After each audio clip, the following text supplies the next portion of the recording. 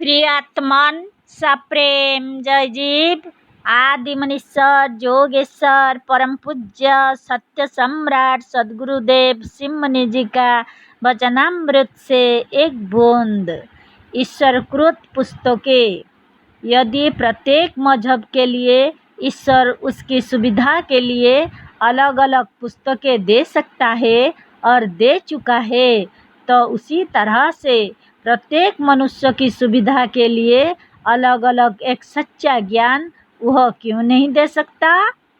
1400 वर्ष पहले यदि वह मनुष्य के लिए एक ज्ञानदाता मनुष्य और एक अपनी पुस्तक या ज्ञान उनकी सुविधा के लिए अरब में भेज सकता है, 2954 वर्ष पहले यदि वह मनुष्य के लिए एक ज्ञानदाता मनुष्य और एक अपनी पुस्तक या ज्ञान उनकी सुविधा के लिए मिस्र प्रदेश में भेज सकता है, 5000 वर्षों पहले यदि वह मनुष्य के लिए एक ज्ञानदाता मनुष्य एक अपना ज्ञान एक अपनी पुस्तक अथवा अपने स्वयं उनकी सुविधा के लिए कुरुक्षेत्र में आ सकता है, अथवा करोड़ और अरब वर्षों पहले भारतीय ऋषियों या मुनियों के मस्तिष्क के भीतर अपना ज्ञान उस समय के लोगों की सुविधा के लिए भारतवर्ष या आर्यवर्त में भेज सकता है,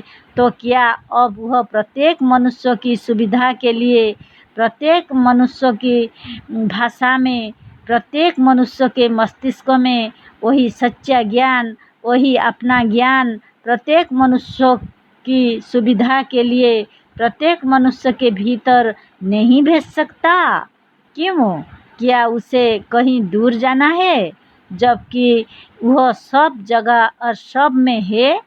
मजहबी कहते हैं कि वह नापाक और अपवित्र शरीर या मस्तिष्क में नहीं जा सकता। जा सकने का कौन प्रश्न है, जबकि सब में वह पहले से ही वर्तमान है।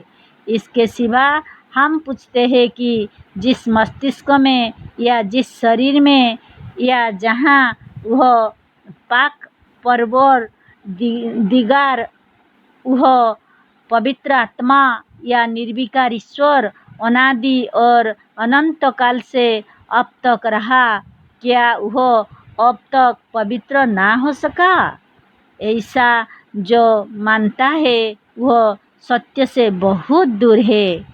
यदि वह कृष्ण क्राइस्ट और मोहम्मद के भीतर ही रहा और उसी के मस्तिष्क में सत्य ज्ञान की प्रेरणा दे सकता था, और अब वह अब के मनुष्यों में नहीं है और अब के मनुष्य के मस्तिष्क में अपने सत्य ज्ञान की प्रेरणा नहीं दे सकता, तो वह सर्वव्यापक और ईश्वर क्यों माना जाता है? उनको सर्वव्यापक मानकर भी कहीं मानना और कहीं ना मानना ही सबसे बड़ा अज्ञान और पक्षपात है। वह सब के भीतर है, वह ज्ञानदाता वह मुक्तिदाता वह सुख स्वास्थ्य और आयुआरोग्य का दाता सबके भीतर है, सबके पास है, सब में है।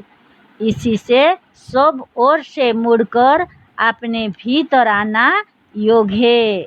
जड़ संसार से मुड़कर चेतन की ओर भीतर का रास्ता पकड़ना योग मार्ग है और बाहर जड़ संसार की ओर जाना भोग मार्ग है। सच्चे ज्ञान और मुक्ति का दाता सबके भीतर वर्तमान है। जय जीव।